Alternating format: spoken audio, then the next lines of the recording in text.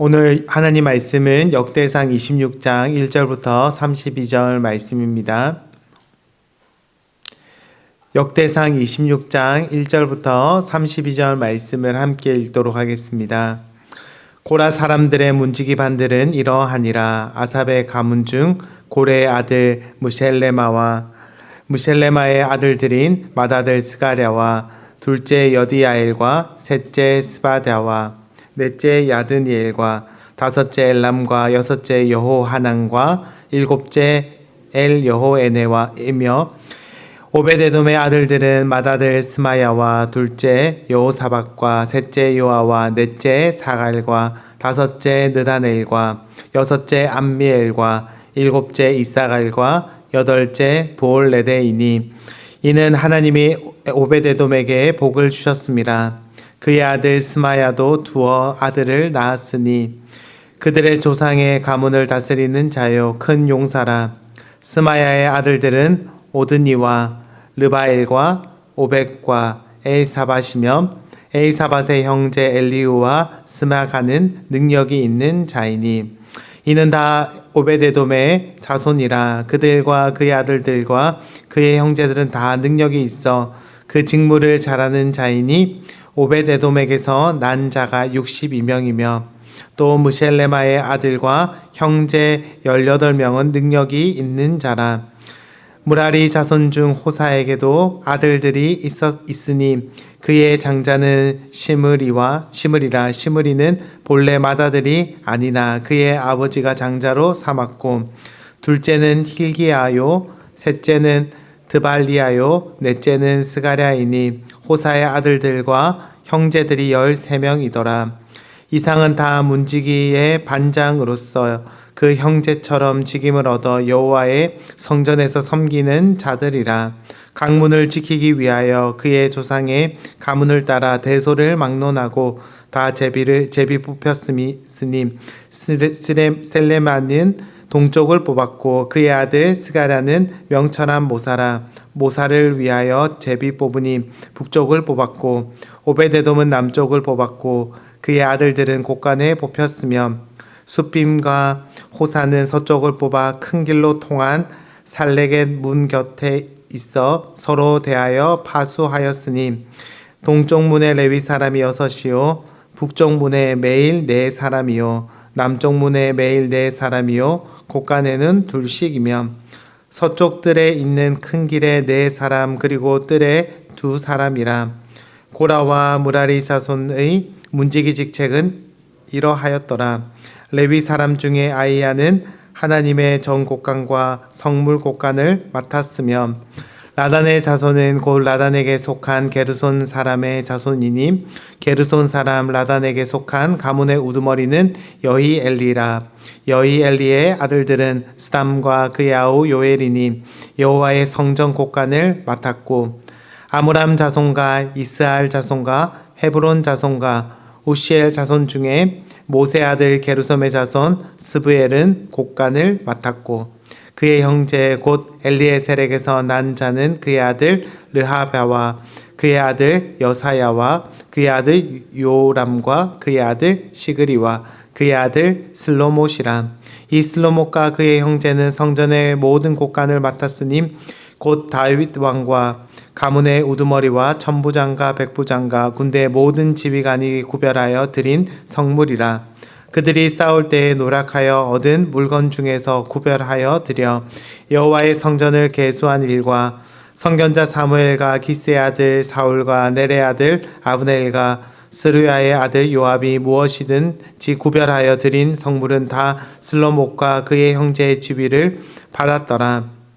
이스라엘 자손 중에 그나냐와 그의 아들들은 성전 밖에서 이스라엘의 일을 다스리는 간원과 재판관이 되었고 헤브론 자손 중에 하사베와 그의 동족 용사 1700명은 요단 서쪽에서 이스라엘을 주관하여 여호와의 모든 일과 왕의 섬기는 직임을 맡았으며 헤브론 자손 중에서 여리야가 그의 족보와 종족대로 헤브론 자손의 우두머리가 되었더라.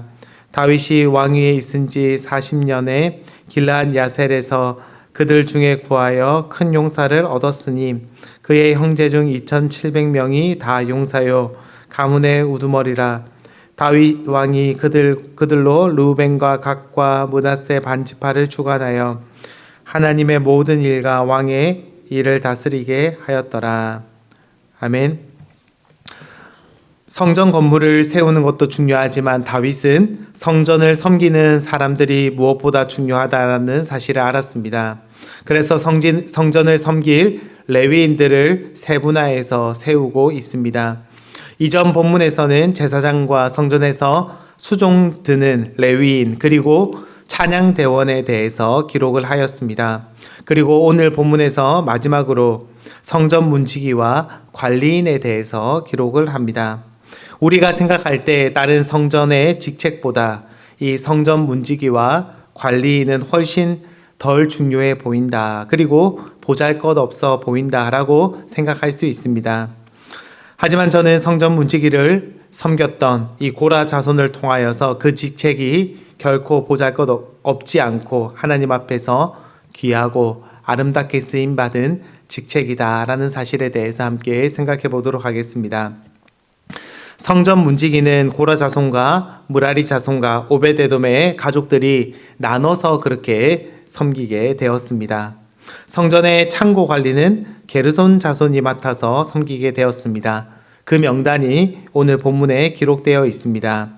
제가 특별히 오늘 주목하기 원하는 자손은 바로 이 고라 자손입니다.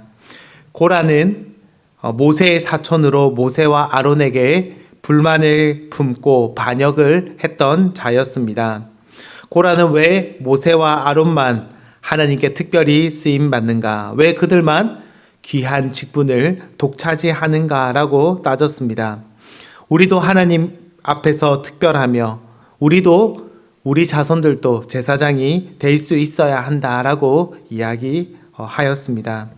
하나님은 아론의 쌍난 지팡이를 통하여서 하나님께서 아론과 그 자손을 특별히 제사장으로 택하셨다라는 사실을 온 이스라엘 백성들에게 나타내셨고, 그래서 스스로 높이며 제사장이 되려고 하였던 고라와 그 추종자들을 땅이 삼켜버리게 하심으로써 심판을 주님께서 하셨습니다. 하지만 하나님은 고라 자손을 다 죽이지 않고 남겨두셨습니다. 그렇게 500년이라는 세월이 지났습니다. 어떻게 보면 고라의 걱정처럼 아론의 후손들은 대대로 제사장 가문이 되어서 그런 명예로운 삶을 살았지만 고라 자손은 오늘 본문에 나오는 것처럼 겨우 문지기가 되었다라고 생각할 수 있습니다. 만약 고라가 이 사실을 알았다면 그럴 줄 알았다. 내가 그렇게 될까봐 따진 것 아니냐. 왜 우리 자손만 보잘것없는 그런 문지기밖에 될 수 없느냐라고 생각했을지 모릅니다. 하지만 고라 자손들은 그 조상과 달랐습니다. 비록 성전 문지기로 섬겼지만 그들은 그 직책을 가볍게 생각하지 않았고 그 직책을 통하여서 누구보다도 하나님과 친밀한 관계와 또 기쁨을 누렸다라는 것을 알 수 있습니다. 그 깊은 관계를 보여주는 것이 바로 시편 말씀에 기록되어 있습니다. 대표적인 고라 자손의 시편 84편을 제가 한번 읽도록 하겠습니다. 시편 84편 고라 자손의 시. 만군의 여호와여, 주의 장막이 어찌 그리 사랑스러운지요. 내 영혼이 여호와의 궁정을 사모하여 세약하며 내 마음과 육체가 살아계시는 하나님께 부르짖나이다. 고라 자손이 뭐라고 지금 고백하고 있습니까? 주의 장막 문지기로 사는 것이 귀찮고 하찮은 일이다 라고 고백하는 것이 아니라 주의 장막이 어찌 그리 사랑스러운지 그렇게 고백합니다. 문지기로 날마다 주의 궁정을 사모하며 오히려 노래하고 있는 것입니다. 이어지는 3절에 나의 왕 나의 하나님 만군의 여호와여, 주의 제단에서 참새도 제 집을 얻고 제비도 새끼둘 보금자리를 얻었나이다. 주의 집에 사는 자들은 복이 있나니 그들이 항상 주를 찬송하리이다. 문지기로 지내다 보면은 성전 높은 곳에 참새가 집을 짓고 제비들도 성전에 집을 지은 그런 모습을 보았을 것입니다. 그 새들을 보면서 주님의 집에 거하는 것이 얼마나 복이 있는가라고 노래하고 있습니다. 그리고 주의 집에 나와서 날마다 거하는 자신들이야말로 참으로 복된 자들이다라고 노래합니다. 10절 말씀에 주의 궁정에서의 한 날이 다른 곳에서의 첫날보다 나은즉 악인의 장막에 사는 것보다 내 하나님의 성전 문지기로 있는 것이 좋사오니. 고라 자손은 성전 문지기로 섬기는 것을 결코 하찮게 여기지 않았습니다. 주의 궁정에서의 한 날이 다른 곳에서의 첫날보다 낫다. 악인의 장막에 거하는 것보다 성전 문지기로 있는 것이 좋다라고 그렇게 고백합니다. 이것이 얼마나 아름다운 고백인지 모릅니다. 그들의 진실된 고백을 하나님께서는 기뻐하셨고 그 고백이 시편을 통하여서 우리에게 계속해서 이어지고 있는 것입니다.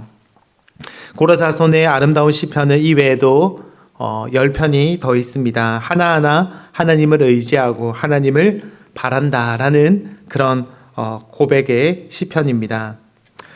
제가 매우 좋아하는 시편 42편도 고라 자손이 지은 시편입니다. 이렇게 고백하고 있습니다. 내 영혼아 너가 어찌하여 낭망하며 어찌하여 내 속에서 불안해하는가.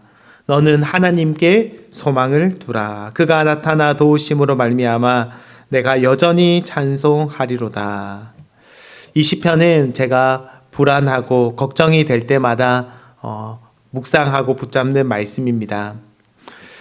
불안할 때 하나님께 소망을 두라라고 우리 마음을 향하여서 우리 자아를 향하여서 선포할 때에 우리는 불안에서부터 벗어날 수 있고 하나님이 주시는 평안을 누릴 수 있습니다.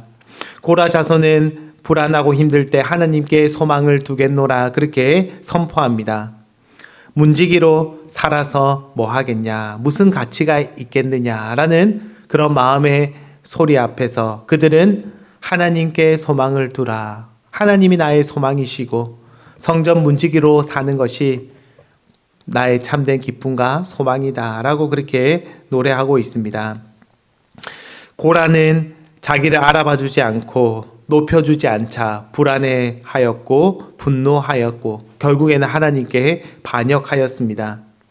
하지만 그 자손들은 선조의 실수를 반복하지 않았습니다. 비록 성전 문지기로 살았지만 하나님 곁에 사는 것이 얼마나 기쁘고 하나님께 나아가는 것이 얼마나 큰 은혜인지 노래하고 있는 것입니다.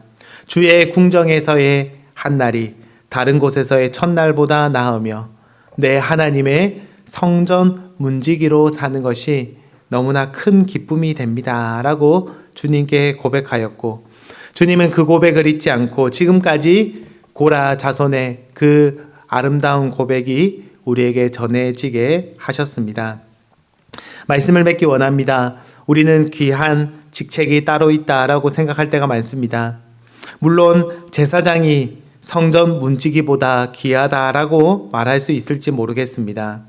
하지만 하나님을 가까이 하고 하나님을 사랑한다면은 성전 문지기라도 성직이며 하나님 앞에서 동일하게 귀하고 아름다운 직책입니다.